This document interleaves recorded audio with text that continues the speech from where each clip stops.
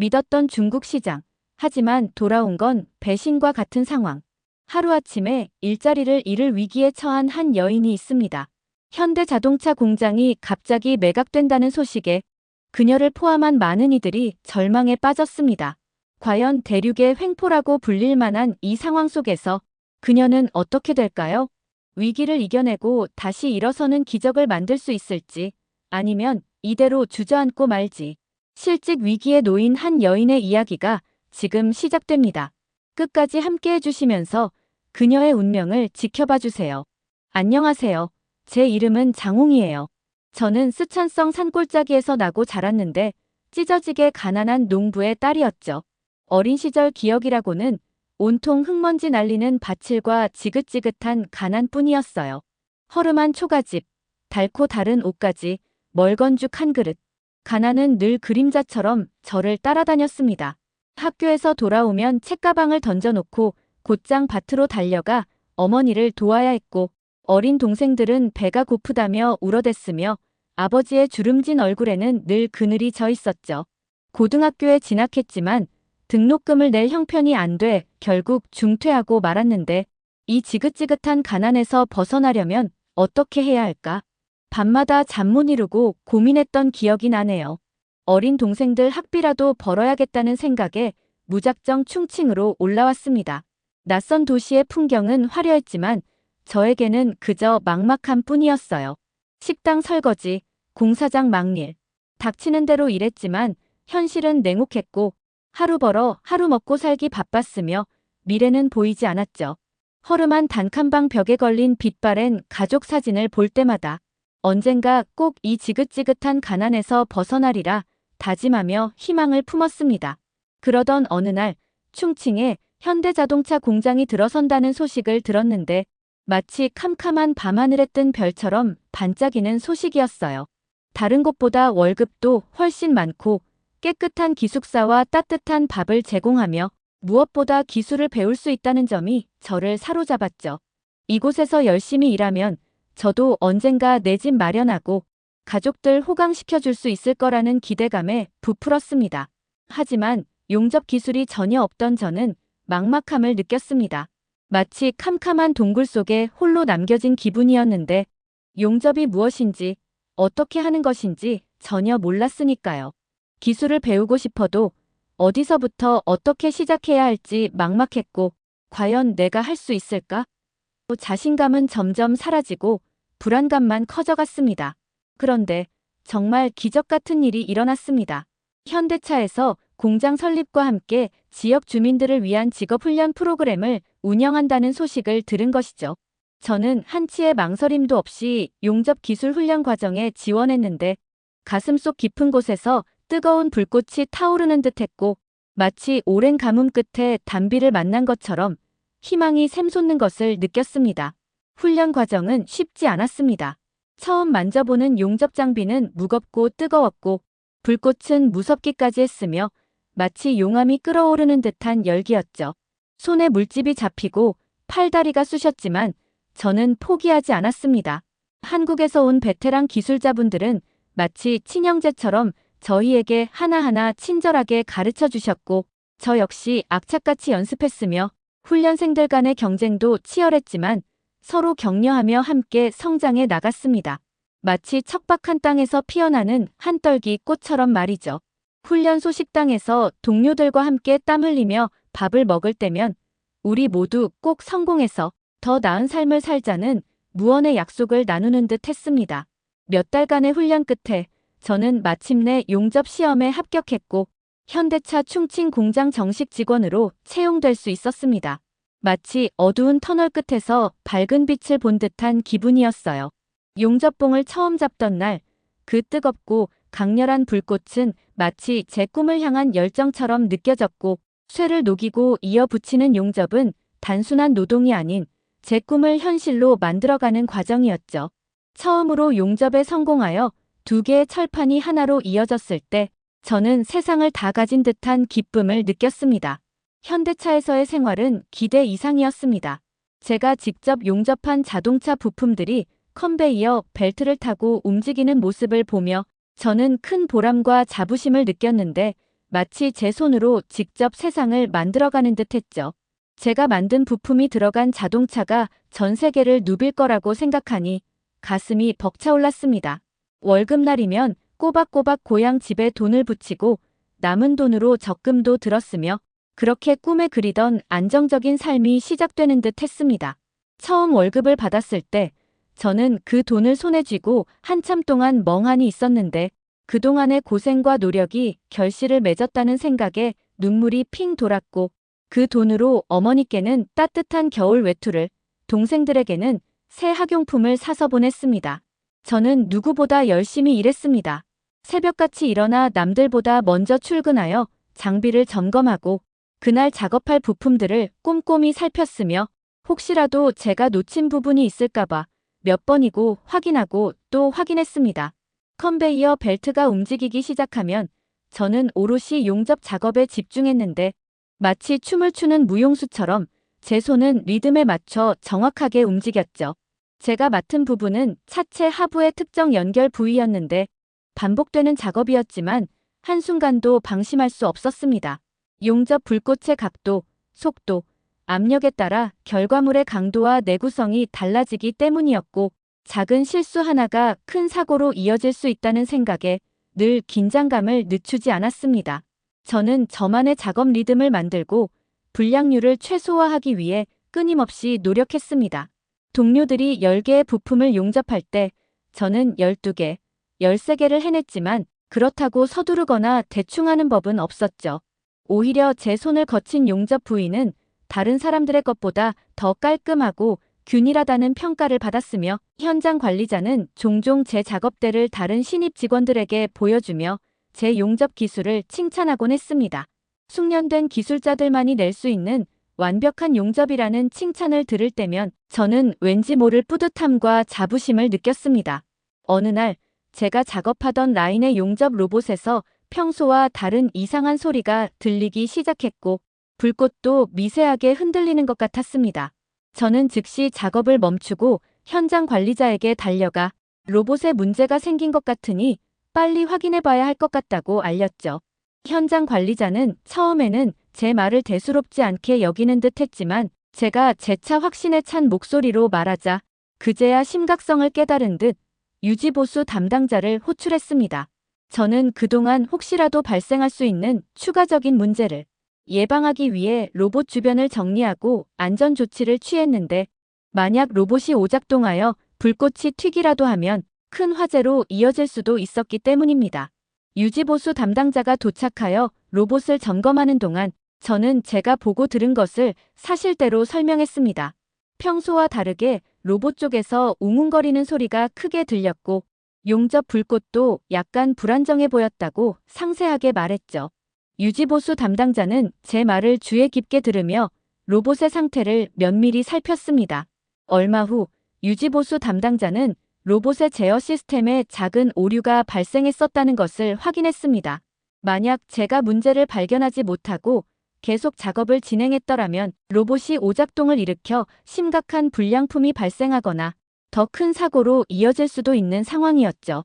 유지보수 담당자는 신속하게 로봇의 문제를 해결하고 라인을 정상 가동시켰고 현장 관리자는 제가 문제를 빨리 발견하고 상황을 정확하게 알려준 덕분에 큰 손실을 막을 수 있었다며 제 어깨를 두드렸습니다. 그는 평소에도 꼼꼼하게 작업하고 문제가 생기면 적극적으로 대처하는 제 태도가 모든 직원들의 본보기가 된다고 칭찬했습니다. 그 후 얼마 지나지 않아 박현우 본부장님이 생산 라인을 방문하셨습니다. 본부장님은 현장 관리자에게 여러 가지 질문을 던지셨는데 그 중에는 생산 효율과 품질 관리에 대한 내용도 있었죠. 현장 관리자는 주저없이 저를 언급하며 제 뛰어난 용접 기술과 문제 해결 능력, 그리고 동료들을 돕는 협력적인 태도를 칭찬했고 본부장님은 저를 빤히 바라보며 흐뭇한 미소를 지으셨습니다. 직접적인 대화는 없었지만 그 눈빛은 제게 큰 격려가 되었는데 마치 따뜻한 햇살이 어깨를 감싸는 듯 했습니다. 그때 저는 내가 정말 중요한 일을 하고 있구나 하는 자부심과 함께 앞으로 더 열심히 해야겠다는 다짐을 했습니다. 하지만 2016년부터 분위기가 심상치 않았습니다. 사드라는 것 때문에 중국 정부가 현대차를 미워한다는 소문이 돌았고 마치 잔잔한 호수에 돌멩이가 던져진 것처럼 불안감이 퍼져나갔죠. 처음에는 그저 헛소문이겠거니 설마 그렇게까지 하겠나 싶었지만 2017년에는 실제로 작업량이 줄고 잔업이 사라지기 시작했습니다. 월급은 밀리지 않았지만 불안감은 커져만 갔고 동료들 사이에서는 현대차가 중국에서 철수하는 거 아니냐는 흉흉한 소문까지 돌았으며 마치 폭풍 전야의 고요함처럼 불길한 기운이 감돌았습니다. 저는 애써 불안한 마음을 억누르며 평소처럼 묵묵히 제 일에만 집중하려 노력했지만 마음 한구석에는 정말 회사가 문을 닫으면 어떡하지 하는 걱정이 끊이지 않았습니다. 2019년 그 끔찍한 소문은 현실이 되었습니다. 현대차가 충칭 공장을 매각한다는 발표가 난 것이죠. 심지어 대규모 구조조정으로 대량 해고가 예정되었다는 얘기가 나왔어요. 하늘이 무너지는 것 같았습니다. 동료들은 넋이 나간 채 울부짖었고 저 역시 눈앞이 캄캄했으며 이제 어떻게 살아야 하나, 고향에 계신 부모님과 어린 동생들은 어떡하나, 막막함과 절망감에 휩싸였습니다. 마치 뿌리째 뽑힌 나무처럼 삶의 터전을 잃어버린 기분이었고 당장 다음 달 생활비부터 걱정해야 할 판이었으며 그동안 열심히 일해서 모아둔 돈이 있었지만 언제까지 버틸 수 있을지 알 수 없었습니다. 공장 문이 닫히는 날, 저는 동료들과 함께 정문 앞에 서서 마지막 인사를 나누었습니다. 서로의 얼굴에는 슬픔과 아쉬움, 그리고 불안감이 가득했고 정든 공장을 떠나야 한다는 사실이 믿기지 않았으며 지난 몇 년 동안 이곳에서 함께 웃고 울었던 추억들이 주마등처럼 스쳐 지나갔습니다. 마치 꿈을 꾸는 듯했지만 현실은 냉혹했죠. 공장 앞에서 매일같이 시위를 벌였습니다. 우리의 절박한 외침은 허공에 흩어졌고 마치 메아리 없는 절규처럼 아무도 우리의 목소리에 귀 기울여주지 않았습니다. 정부 관계자들은 우리를 외면했고 언론도 우리의 어려움을 제대로 보도해주지 않았으며 우리는 마치 세상으로부터 버림받은 듯한 기분이었습니다. 그날 밤, 저는 퇴근 후 동료 몇 명과 함께 허름한 식당에 모였습니다. 우리는 말없이 싼 술잔만 기울였고 서로의 얼굴에는 깊은 수심과 불안감이 가득했죠. 평생 용접 일만 해온 동료들이 다른 일자리를 구할 수 있을지, 고향으로 돌아간다고 해도 이미 손 놓은 지 오래된 농사일을 다시 시작할 수 있을지 모두들 앞날이 막막했을 것입니다. 저 역시 겉으로는 희망을 이야기했지만 속으로는 깊은 절망감에 휩싸여 있었고 이제 정말 모든 게 끝나는 건가 하는 생각에 가슴이 답답하고 숨이 막힐 것 같았습니다. 그날 밤 저는 좁은 단칸방 침대에 누워 잠을 이루지 못했습니다. 천장에 얼룩진 곰팡이 자국이 마치 제 암울한 미래처럼 느껴졌고 고향에 계신 부모님 걱정, 어린 동생들 학비 걱정, 잃어버린 꿈에 대한 회한, 온갖 생각들이 머릿속을 맴돌았으며 이대로 모든 게 끝나는 걸까 하고 되뇌었습니다. 다음 날 아침 출근길에 본 공장 주변 풍경은 더욱 암울했습니다. 한때 활기가 넘치던 거리는 텅 비어 있었고 많은 상점들이 문을 닫은 채 셔터가 내려져 있었으며 마치 유령 도시처럼 썰렁한 기운만이 감돌았습니다. 현대차 공장이 문을 닫으면서 주변 상권도 함께 무너져 내린 것이었고 그 모습을 보니 더욱 마음이 아팠습니다. 그러던 중 저는 한국경제신문에 실린 기사를 통해 김민지라는 한국 기자가 현대차 충칭 공장 매각 사건을 심층 취재하고 있다는 것을 알게 되었습니다. 기사에는 박현우 본부장의 인터뷰 내용과 함께 저처럼 일자리를 잃게 된 충칭 공장 노동자들의 딱한 사정이 상세히 보도되어 있었죠. 김민지 기자는 중국 정부의 불공정 행위와 한국 기업의 어려움을 지적하며 이 문제가 한중 양국 관계에 미칠 악영향을 경고했고 기사에서는 현대차의 고도로 자동화된 생산 시스템과 그럼에도 불구하고 숙련된 노동자들의 역할이 중요함을 강조하고 있었습니다. 마치 어둠 속에서 한 줄기 빛을 발견한 듯 희망이 싹 트는 것을 느꼈고 김민지 기자의 기사를 읽으면서 아, 우리만 이렇게 힘든 게 아니구나. 우리를 위해 애써주는 사람들도 있구나 하는 생각에 조금이나마 위안을 받았습니다. 기사를 읽고 난 후 저는 혹시나 하는 마음에 한국경제신문사에 연락하여 김민지 기자와 통화할 수 있는지 문의했습니다. 다행히도 신문사 측에서는 제 요청을 받아들여 김민지 기자와 연결해 주었고, 저는 김 기자에게 제 상황을 간략하게 설명하고 혹시 도움을 받을 수 있는지 조심스럽게 물었습니다. 김 기자는 제 이야기를 주의 깊게 듣고 진심으로 저를 걱정해주는 듯 했으며, 비록 당장 구체적인 도움을 줄 수는 없지만 계속해서 이 문제를 취재하고 보도하여 여론을 환기하고 해결책을 찾기 위해 노력하겠다고 약속했습니다.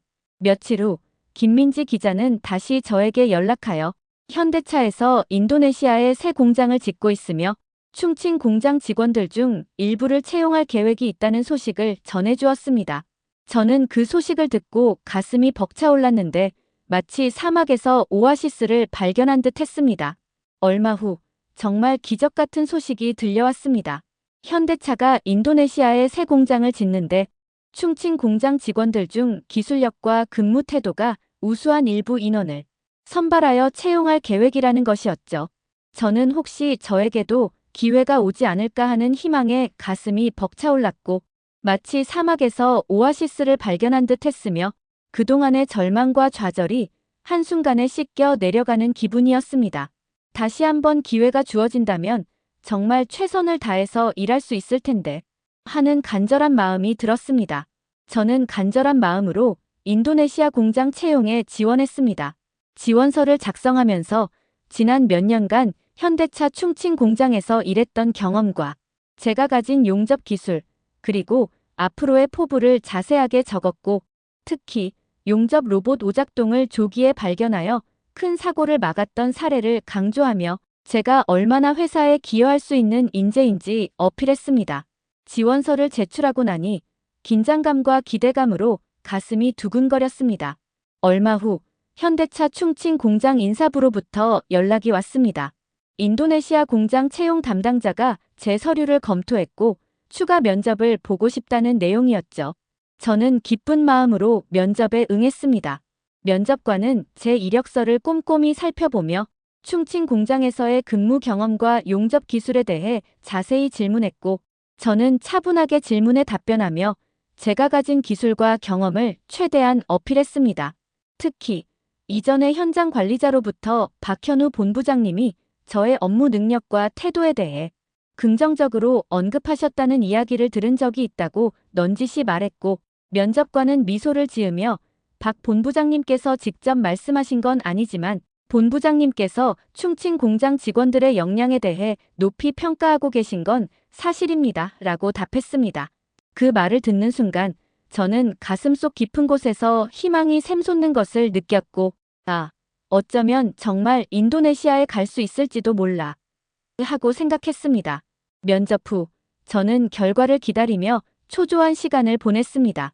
매일같이 이메일과 휴대전화를 확인하며 현대차로부터 연락이 오기만을 기다렸고 혹시라도 연락을 놓칠까봐 잠도 제대로 이루지 못했습니다. 며칠 후 드디어 현대차로부터 이메일이 도착했고 떨리는 손으로 이메일을 열어보니 인도네시아 공장 채용에 최종 합격했다는 내용이었습니다. 저는 뛸 듯이 기뻤는데 마치 꿈을 꾸는 듯 했습니다. 저와 함께 지원했던 동료들 중에서도 몇 명이 합격했다는 소식이 들려왔습니다. 우리는 서로 부둥켜 안고 기쁨의 눈물을 흘렸는데 마치 오랜 항해 끝에 새로운 대륙을 발견한 듯 감격스러운 순간이었고, 그동안의 고생과 노력이 결실을 맺었다는 생각에 가슴이 벅차올랐습니다. 하지만 기쁨도 잠시, 인도네시아로 가는 길은 험난할 것 같았습니다. 가장 큰 문제는 비자였는데 합격 통지를 받고 인도네시아 취업 비자를 신청하려 하자 예상보다 훨씬 복잡한 절차와 까다로운 조건들이 기다리고 있었죠. 제출해야 할 서류는 왜 그렇게 많은지, 처리 기간은 또 왜 이렇게 긴 건지 답답했고, 게다가 비자 발급과 관련하여 중국 당국이 은근히 해외 취업을 방해하고 있다는 소문까지 돌고 있었습니다. 실제로 비자 신청에 필요한 서류를 준비하는 과정에서 예전에는 필요 없었던 서류를 추가로 요구받거나 관공서에서 서류 발급을 지연시키는 등의 일이 벌어졌고, 혹시 정말 당국에서 일부러 그러는 건가 하는 불안감에 휩싸여 앞길이 막막하게 느껴졌습니다. 함께 지원한 동료들 중에는 이러한 상황에 지쳐 벌써 포기하는 사람들도 생겨났습니다. 저는 불안한 마음에 밤잠을 설치며 비자 발급 상황을 수시로 확인했습니다. 인터넷을 검색하며 관련 정보를 찾아보고 비자 대행업체에도 문의해 보았지만 속 시원한 답변을 얻을 수 없었고, 이러다 인도네시아에 못 가는 건 아닐까 하는 걱정에 하루하루가 고통스러웠습니다. 그러던 중 충칭시 경제개발구 당서기였던 리웨이가 저를 포함한 현대차 충칭 공장 직원들을 불렀다는 소식을 들었습니다. 과거 현대차에 압력을 가했던 그였기에 저는 불안한 마음으로 그를 찾아갔습니다. 리웨이 당서기를 만나러 가는 길은 무겁기만 했습니다. 과거 그가 현대차에 가했던 압박을 생각하면 좋은 이야기를 기대하기는 어려웠고, 혹시 인도네시아 취업을 방해하려는 건 아닐까 하는 불안감이 엄습했지만 동시에 한 가닥 희망도 품고 있었습니다. 어쩌면 그가 마음을 바꾸고 우리를 도와줄 수도 있지 않을까 하는 기대였죠. 리웨이 당서기는 우리를 회의실로 안내했습니다. 회의실에는 리웨이 당서기 외에도 몇몇이 공무원들이 배석해 있었고 무거운 침묵이 흘렀습니다. 리웨이 당서기는 착잡한 표정으로 입을 열었는데 그는 지난 일에 대해 유감을 표명하며 자신의 판단 착오로 인해 충칭 경제와 노동자들의 삶에 어려움을 초래했다는 점을 인정했습니다. 그의 목소리에는 진심이 담겨 있는 듯 했지만 저는 여전히 의심을 완전히 거둘 수 없었는데, 그동안 우리가 겪었던 고통과 절망을 생각하면 그의 사과가 쉽게 받아들여지지 않았습니다.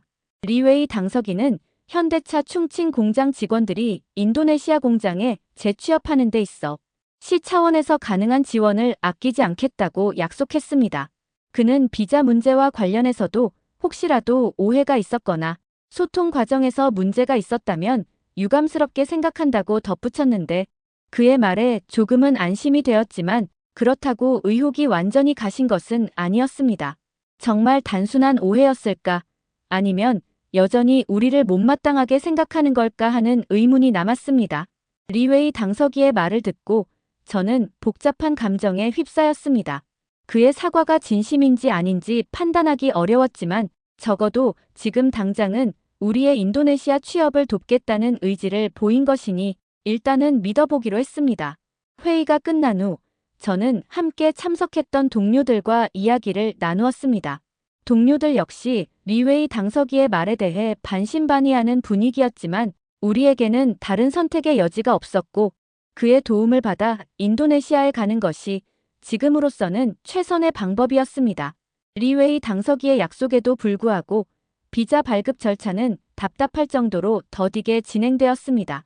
서류를 제출하고도 몇 주 동안 아무런 연락이 없었고, 저는 혹시나 하는 마음에 비자 대행업체에 연락하여 진행 상황을 문의했지만 인도네시아 비자 발급이 원래 좀 오래 걸린다는 형식적인 답변만 돌아올 뿐이었습니다. 현대차 인사부에도 문의해 보았지만 그들 역시 뾰족한 해결책을 제시해주지 못했고, 답답한 마음에 발만 동동 구르고 있을 때 한국경제신문 김민지 기자의 기사를 통해 인도네시아 정부가 외국인 노동자 채용 규정을 강화할 움직임을 보이고 있다는 소식을 접하게 되었습니다. 이 소식이 저의 비자 발급에 어떤 영향을 미칠지 알 수 없어 불안감은 쉽게 가시지 않았습니다. 저는 불안한 마음을 달래기 위해 더욱 열심히 인도네시아어 공부에 매달렸습니다. 인도네시아에 가서 새로운 삶을 시작하려면 언어 장벽을 극복하는 것이 무엇보다 중요하다고 생각했기 때문이었죠. 매일 밤늦게까지 인도네시아어 교재를 보며 단어를 외우고 문장을 연습했으며 잠들기 전에는 인도네시아 노래를 들으며 발음을 따라 하기도 했습니다. 그럼에도 불구하고 저는 희망의 끈을 놓지 않았습니다. 인도네시아 대사관 홈페이지와 관련 커뮤니티를 통해 비자 정보를 꾸준히 확인하고 틈틈이 인도네시아어 공부도 계속하며 반드시 인도네시아에 가서 제 꿈을 이루겠다는 의지를 다졌습니다.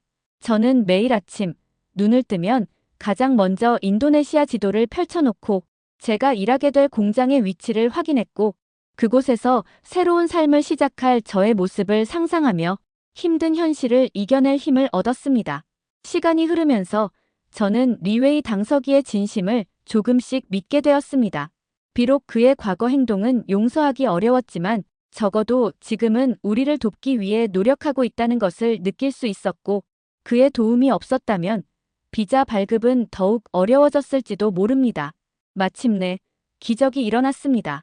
저는 현대차로부터 인도네시아 공장 채용 최종 합격 통보를 받았어요. 이메일로 온 합격 통지서를 확인하는 순간 뛸 듯이 기뻤고, 지난 몇 달 동안의 불안과 걱정이 눈 녹듯이 사라지는 기분이었으며, 마치 긴 터널을 지나 밝은 빛을 마주한 듯 했습니다. 저는 곧바로 고향에 계신 부모님께 이 기쁜 소식을 전했고, 전화기 너머로 들려오는 부모님의 목소리에는 기쁨과 안도의 감정이 뒤섞여 있었습니다. 저와 함께 지원했던 동료들 중에서도 몇 명이 합격했다는 소식이 들려왔습니다. 우리는 서로 부둥켜 안고 기쁨의 눈물을 흘렸는데, 마치 오랜 항해 끝에 새로운 대륙을 발견한 듯 감격스러운 순간이었고, 그동안의 고생과 노력이 결실을 맺었다는 생각에 가슴이 벅차올랐습니다. 합격의 기쁨도 잠시, 곧바로 인도네시아 취업 비자 발급 절차를 밟아야 했습니다. 이전에 한국경제신문 기사를 통해 접했던 인도네시아 정부의 외국인 노동자 채용 규정 강화 움직임이 다소 마음에 걸렸지만, 현대차 인사부에서 이 문제에 대해서도 이미 잘 알고 있으며 비자 발급에 필요한 서류와 절차를 상세히 안내해 주었고, 또한 인도네시아 현지 법인을 통해 관련 문의에도 적극적으로 대응해 준다는 소식을 듣고 안심할 수 있었습니다. 특히 저와 같은 숙련 기술자들의 채용은 현지 인력 교육을 위해서도 꼭 필요한 부분이라는 점이 비자 발급에 긍정적으로 작용했을 것입니다.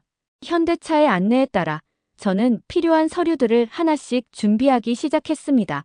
여권, 신분증, 경력증명서, 건강검진 결과 등 제출해야 할 서류가 많았지만 저는 꼼꼼하게 챙겨서 빠짐없이 제출했고, 혹시라도 서류에 문제가 생겨 비자 발급이 거부될까봐 몇 번이고 확인하고 또 확인했습니다. 얼마 지나지 않아 별다른 문제 없이 인도네시아 취업 비자가 발급되었다는 연락을 받았습니다. 현대차의 안내와 지원 덕분에, 그리고 저와 지원자들이 관련 자격 요건을 잘 갖추고 있었기에 순조롭게 진행될 수 있었을 것이고, 저는 비로소 안도의 한숨을 내쉬며 인도네시아에서의 새로운 삶을 준비하기 시작했습니다. 저는 먼저 인도네시아어 공부에 더욱 박차를 가했습니다. 현지에서 생활하고 동료들과 소통하려면 언어 능력이 필수적이라고 생각했기 때문이었죠. 인도네시아어 교재를 구입하고 무료 온라인 강의를 들으며 매일 꾸준히 공부했으며, 또한 인도네시아 문화와 관련된 책을 읽고 다큐멘터리를 보면서 현지 생활에 대한 이해를 높이려고 노력했습니다. 인도네시아로 출국하기 전 저는 가족들과 함께 마지막 저녁 식사를 했습니다. 부모님께서는 저를 자랑스러워하면서도 한편으로는 걱정스러운 눈빛으로 바라보셨고, 저는 부모님을 안심시켜드리고 꼭 성공해서 돌아오겠다고 약속했습니다. 지금 저는 인도네시아 현대차 공장에서 다시 용접봉을 잡고 있습니다. 이곳 생활이 충칭보다 무조건 좋다고만 할 수는 없는데, 낯선 환경, 언어 장벽, 문화 차이, 극복해야 할 어려움도 많고 마치 거친 파도를 헤쳐나가야 하는 배처럼 느껴지기도 합니다. 하지만 적어도 여기서는 제 기술을 인정받고 정당한 대우를 받으며 미래를 꿈꿀 수 있고, 무엇보다 중국 정부의 부당한 압력에 시달리지 않아도 된다는 사실만으로도 마음이 편합니다. 이제 다시는 그런 걱정 없이 제 꿈을 펼칠 수 있어. 저는 가끔 충칭을 생각합니다. 그곳에는 아직도 일자리를 찾지 못하고 힘든 시간을 보내고 있을 동료들이 많을 것이고, 저는 중국 정부가 하루빨리 자신들의 잘못을 깨닫고 올바른 정책을 펼쳐나가기를 바라며, 그래야 충칭도 중국도 다시 일어설 수 있을 것입니다. 마치 병든 나무가 다시 새싹을 틔우듯 말이죠. 그리고 저는 현대차, 특히 박현우 본부장님께 깊이 감사드립니다. 그분은 저에게 단순한 일자리를 넘어 새로운 삶을 선물해 주셨고, 이제 저는 더 이상 가난하고 힘없는 시골 처녀가 아니라 숙련된 기술과 뜨거운 열정으로 내일을 만들어가는 자랑스러운 현대차의 일원입니다. 저는 앞으로도 현대차와 함께 성장하며 언젠가 제 고향으로 돌아가 제가 배운 기술과 경험으로 고향 발전에 기여하는 날을 꿈꾸고 무엇보다 저와 제가 사랑하는 가족들에게 더 나은 삶을 선물하고 싶습니다. 이제 이 뜨거운 쇳물처럼 제 꿈도 반드시 빛을 발할 거라고 생각해요. 여러분, 오늘 우리는 장홍님의 뜨거운 꿈과 희망, 그리고 끊임없는 도전에 대한 이야기를 함께 했습니다. 가난과 역경 속에서도 굴하지 않고 자신의 꿈을 향해 나아가는 장홍님의 이야기는 정말 감동적이지 않나요? 특히 현대차 충칭 공장 매각과 구조조정이라는 절망적인 상황 속에서도 포기하지 않고 인도네시아에서 새로운 기회를 찾아 다시 일어서는 모습은 우리 모두에게 큰 울림을 줍니다. 저는 이 영상을 제작하면서 장홍님처럼 어려운 환경 속에서도 꿈을 잃지 않고 노력하는 분들이 세상에는 정말 많다는 것을 다시 한번 깨달았습니다. 그리고 그분들의 용기와 열정에 깊은 존경심을 느꼈습니다. 동시에 우리 사회가 이분들에게 더 많은 관심과 지원을 보내야 한다는 책임감도 느꼈습니다. 오늘 이 영상이 여러분의 마음속에 작은 불꽃 하나를 피웠기를 바랍니다. 그리고 그 불꽃이 여러분의 삶을 더욱 따뜻하고 희망차게 만들어주기를 진심으로 기원합니다. 여러분의 따뜻한 응원과 관심은 저에게 큰 힘이 됩니다. 다음 영상도 기대해 주시고요. 구독, 좋아요, 알림 설정 잊지 마세요. 여러분의 작은 행동 하나하나가 세상을 바꾸는 큰 힘이 될 수 있습니다. 감사합니다.